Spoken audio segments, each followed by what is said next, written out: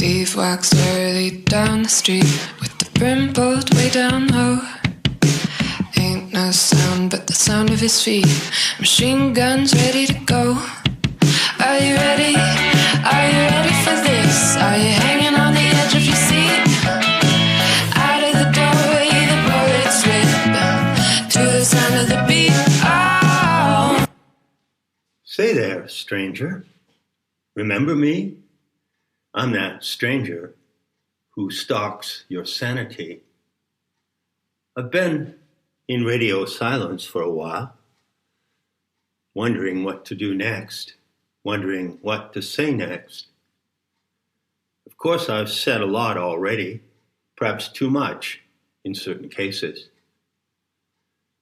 But at the same time, there's something in me that compels me to believe that I can say something now, something new and different that I haven't said before. And the purpose of this talk is to introduce you to the coming message. And that message goes out to the world today with, let's say, a tag, hashtag, or a meme. The Great Recovery, hence the title of this talk, The Dawn of the Great Recovery. Now you might wonder why I've taken so much time before coming back to you on my channel. And actually, I had to consider and overcome a deep reticence that I have, which is the reticence to give personal advice. Now, I've said before, and it's really important that you know this, that I'm a teacher, and those who follow me on the internet are my students. The student-teacher relationship, in my mind, works best, optimally, when it is founded on the rapport of friendship. You know, I come from friendship. I come from Friendship, Maine. And I have introduced the idea of Maitre, which means friendship in Sanskrit. But I have suggested that it means more specifically, not the friendship you share with people that you know and meet in flesh and blood, but the friendship of strangers. So Maitri is the friendship of strangers. And that Sanskrit noun is the root of the title Maitreya, which has also been translated, according to theosophical traditions, as the world teacher. So am I the world teacher? Well, I don't know. It's not for me to say, but I do teach to the world through the internet and through my website. And so in one respect, I could be legitimately called a world teacher. This internet medium, YouTube and my website, nemata.org, is the platform I use to teach. I don't teach by going on a world tour. I don't have private classes. I do not teach in an auditorium. I am not associated with any university or institution of learning. So I'm right here in front of a screen using an IT or archontic device of simulation. You are not hearing my voice. You're hearing a simulation of my voice in order to teach. That's what I do, plain and simple. However, it's really important to me that the spirit of friendship permeates what I teach and what you receive. And so, overcoming my reticence, I decided that now and in the future, I'm going to use this channel to give you personal, friendly advice, exactly as you would receive from a friend that you know over time, a trustworthy person, an honest, well-intentioned, trustworthy person who is your friend. Now, friends give each other advice, and sometimes they do it very badly. You probably know that delivery is a big issue for me. So I want to point out that giving advice to friends is an art. It's a discipline. There's a way to do it. It's not about telling them merely your opinion of what they should do. It's about speaking to them intimately about what they can do, about what their options are. And I'm telling you right here, point blank, out front, that you have the option to participate in an event which I call the Great Recovery. So I designate myself as the principal and primary agent of the message of the Great Recovery. And in the process of delivering that message, God is willing, I will offer you my personal advice. And also, as appropriate, I will attempt to inform you and educate you about the situation in which you face this moment in human history, the dawn of the Great Recovery. So I will say things to contextualize my advice. But primarily, all I'm doing is standing with you in cyberspace as if I were beside you like a friend who maybe is trusted, who maybe you will learn to trust, who maybe you don't trust. That remains to be seen. But I stand beside you in this virtual space, offering you whatever may prove to be the naked truth within my personal advice. Now, to contextualize this new meme, the Great Recovery, let me say this. I found out that the curiosity or interest in history, either recent history, let's say going back a century or so, coming through the 20th century into the 21st, or more distant history, going back in time, and going all the way back to ancient history. It's my experience, sadly, unfortunately, that some people, many people, seem to lack the faculty to take a serious interest in history. But I'm going to contextualize the Great Recovery first in an historical way and then in an existential way. If you know anything about history at all, and these things used to be taught in the lower levels of education and in the universities, I don't know if they are anymore. If you have a kind of an overview of the past, you know that the past of human endeavors on this planet has often been characterized by great movements. For instance, there was a golden age of Greece in the 5th century, also called the Axial Age by the historian Karl Jaspers, I believe. Then there is, the Middle Ages. Then there is the Renaissance, the Enlightenment coming forward. What else? The Romantic movement of the 18th and 19th centuries. The Protestant Reformation earlier than that. And coming forward, and you get the idea that there is a tendency, there's a necessity in framing the received accounts of history to group them into great movements or developments. I think it's inarguable that the Renaissance was a tremendous movement in human history and culture. And also, likewise, the Industrial Revolution was a moment or movement in history. And I'm here to tell you that you are now, today, 2024, and have been for some time already, living in a moment and a movement that is greater than any that has ever happened before. How is it greater? It's greater in the opportunity it presents to every single living human individual to participate in the change of the human narrative, to participate in a moment in history in which you are an active agent who plays a role in the direction that humanity goes from this moment on. So the Great Recovery is a moment of history that equals and excels everything you've heard about before, including, for instance, the Renaissance.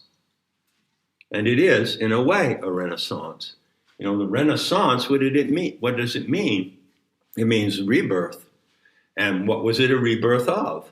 Well, the Renaissance was a rebirth of the lost culture of the ancient world, of the Greco-Latin heritage of humanity. So the Renaissance was a moment of recovery, and you are now living in a moment of recovery. As a thought, a notion of orientation, or a guideline to keep you on track with this notion, I'll give you a paraphrase of something I've often said before in the past, for quite a while now. I'll give you a paraphrase of it. The outcome of the world drama turns on one life at a time.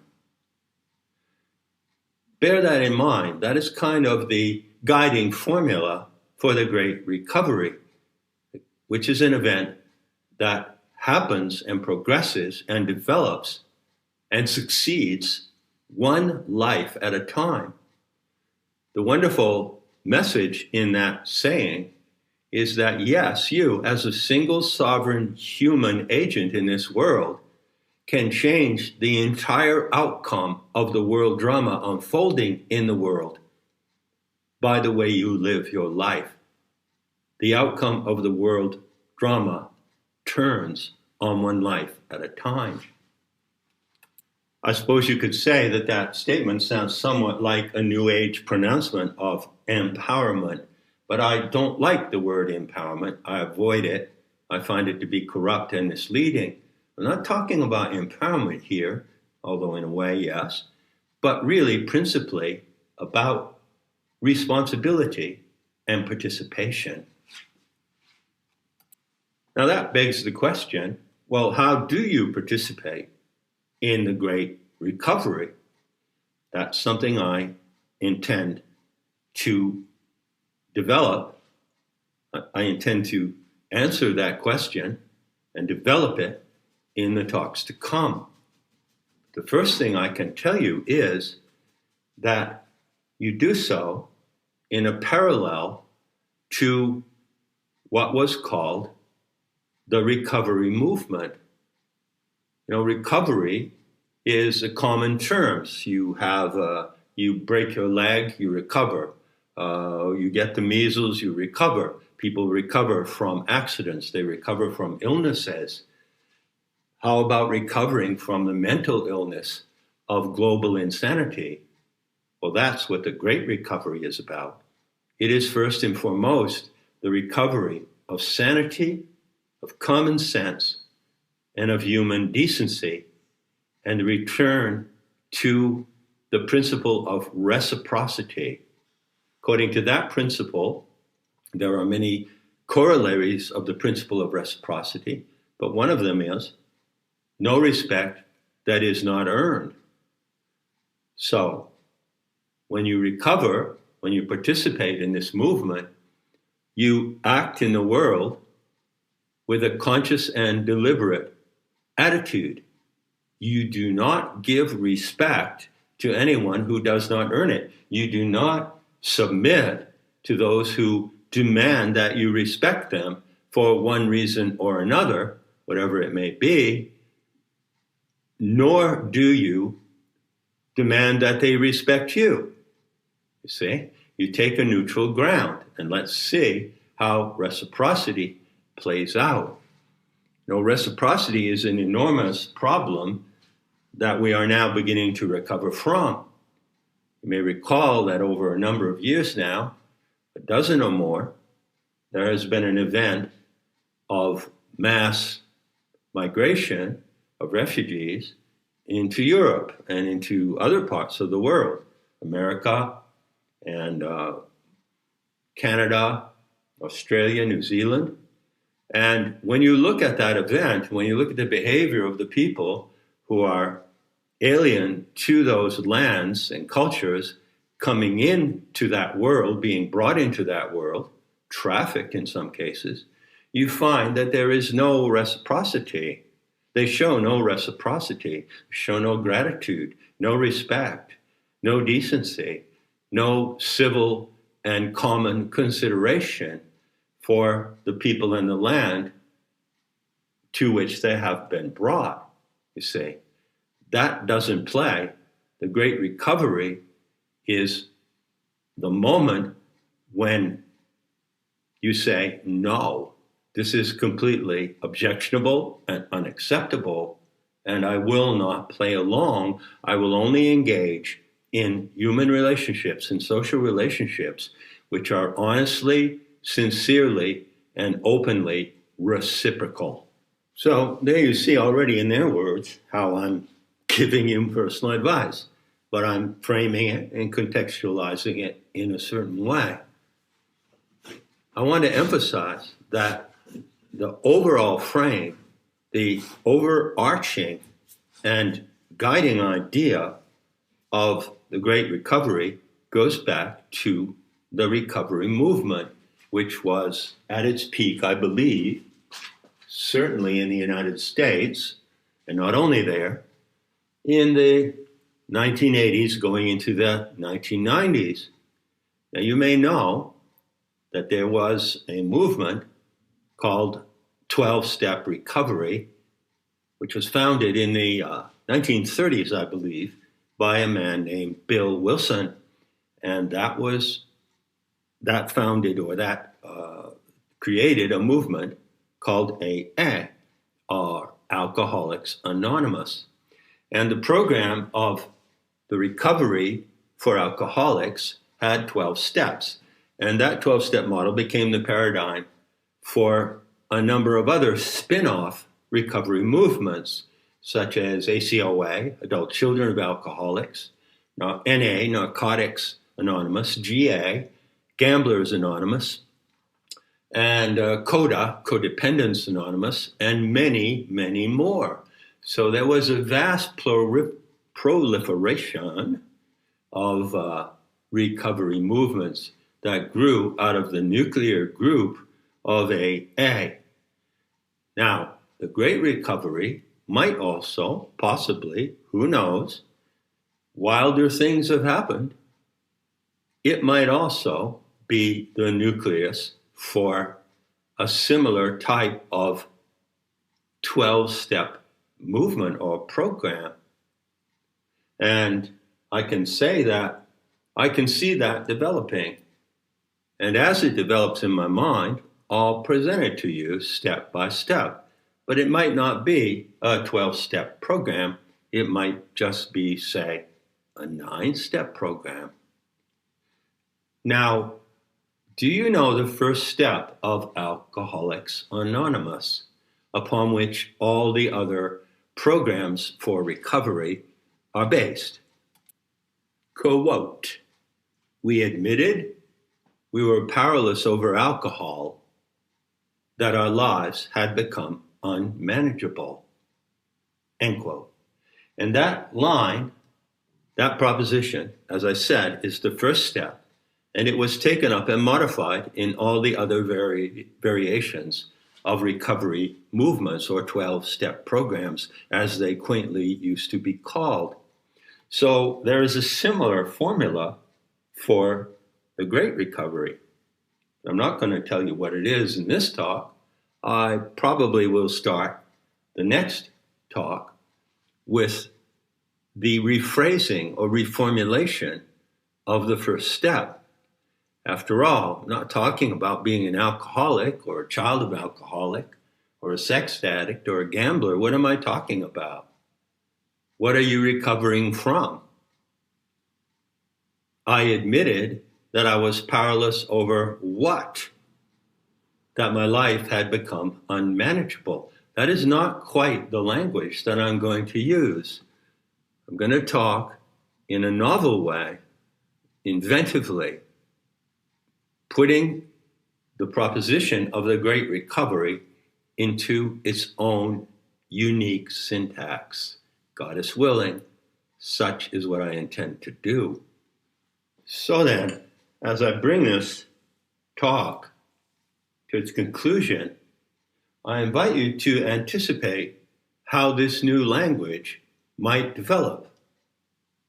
And I want to advise you, here I go, I advise you beforehand to think about a couple of the contributing factors that I myself consider in creating that new syntax.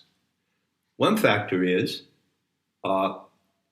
what is to be recovered. What are you going to recover? Well, I've already said sanity, reason, common sense. But what are you recovering from? Not recovering from addiction to alcohol or having a dysfunctional family or codependency, although in a way you might be recovering from codependency with whom?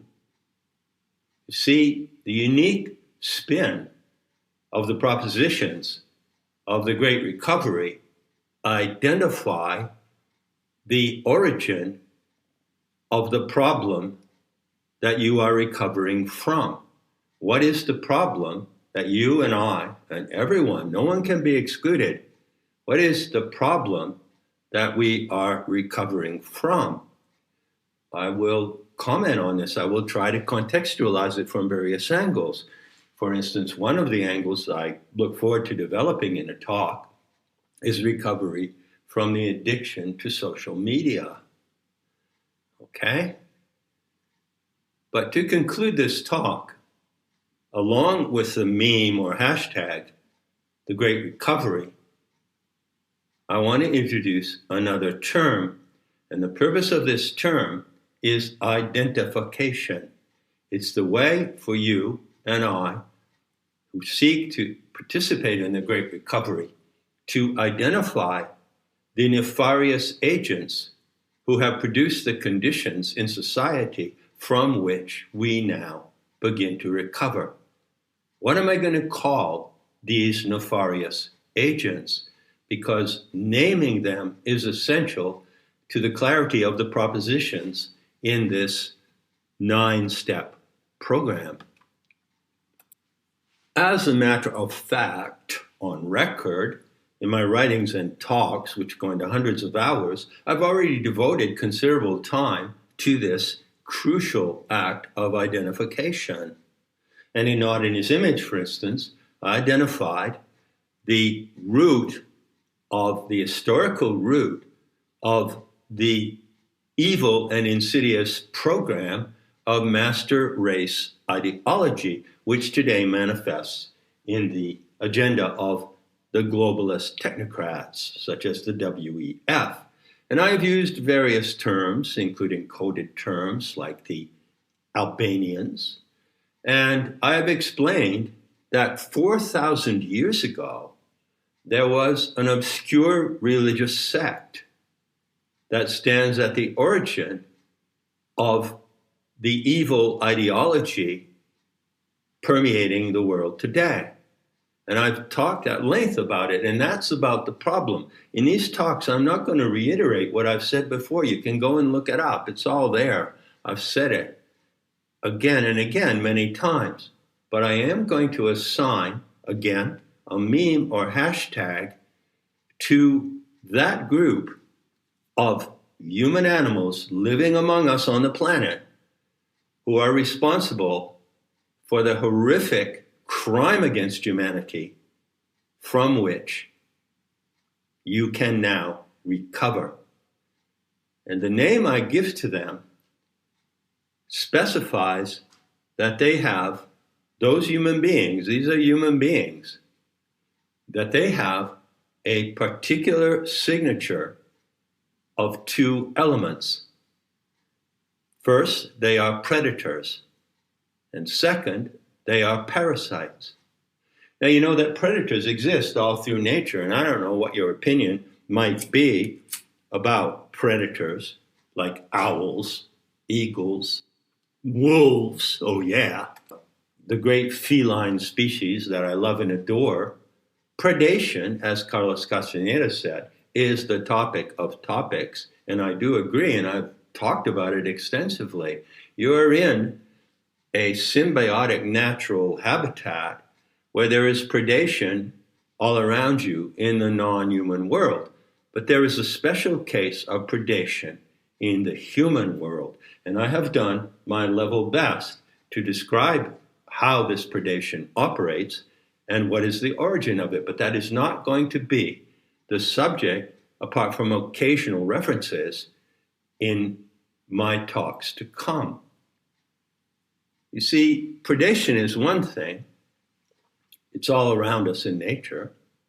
And there are social predators, psychopaths.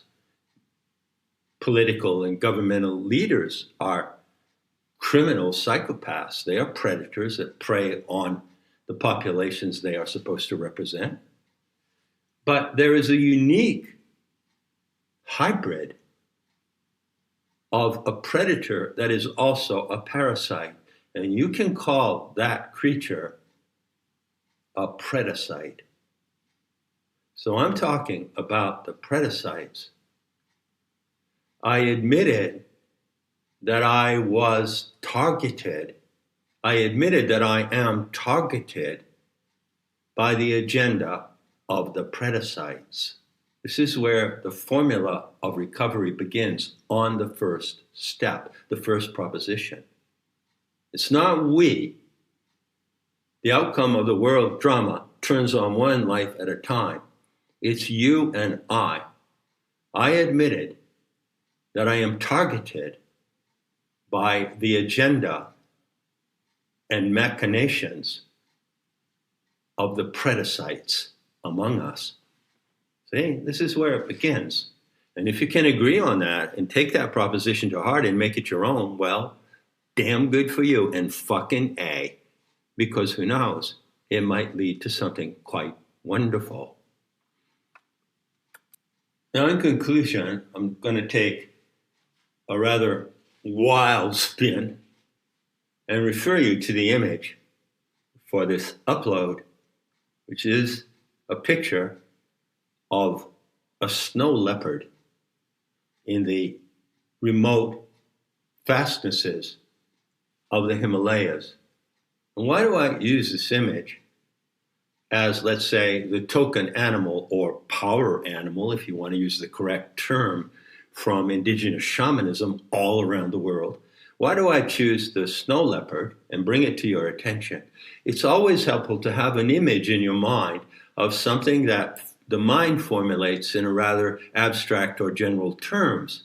It's extremely helpful in focusing the mind to have a totemic image or an icon. People use icons all the time. The internet runs on icons. So the snow leopard I designate as the icon of the Great Recovery. Now, it's no secret that I have a deep, enduring love and even reverence for the great predatory cats of this world. The puma, the leopard, cheetah, the lion, tiger, and the cougar, and many more. I love and revere these animals. Why? Well, I see in them something that I see in myself, something that I find in myself. And what is that? It is the skill to kill. That's what I see in them. And so I see myself as a predator.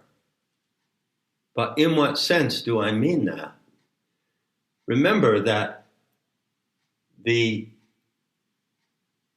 other human animals living among us who are conspiring in a crime against humanity that has culminated in recent years and from which we are now recovering are predasites. They are also predators, and they prey on their own species. Well, I'm not a human predator who wants to prey on the human species, but I am a dangerous animal who wants to take out the predasites. You get that distinction?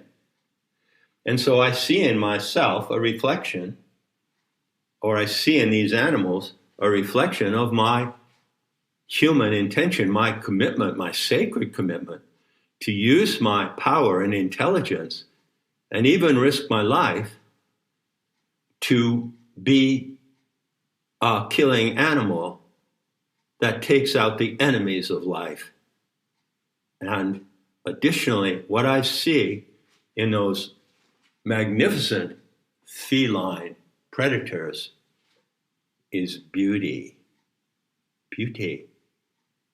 Beauty is the ultimate weapon. The beauty you hold in yourself, the beauty in the way you see life, and in the way you can be seen by others, is the ultimate source of the triumphant killing power. That's a strange message, perhaps. I don't know how that's going to go down with you, but I leave you with that message. And I leave you to consider and reflect on that. That beauty is what triumphs in the great recovery. So much of what has happened, so much of what has damaged and traumatized the human world for who knows how long now, has been an assault of ugliness, vile and repulsive ugliness. And what is the countermanding force to ugliness? What is greater than this ugliness that you see imposed on you from so many angles? The ugliness of lies, of deceit, of hypocrisy. What is the source of that ugliness? I'll talk about that in different ways than I have before. But I also want to take you to the solution. And the solution is in beauty. But not just any kind of beauty. Not just some vapid or subjective aesthetic impression of beauty. No, this is the unique beauty. This is the beauty that fuels and directs the great recovery. This is the beauty that kills.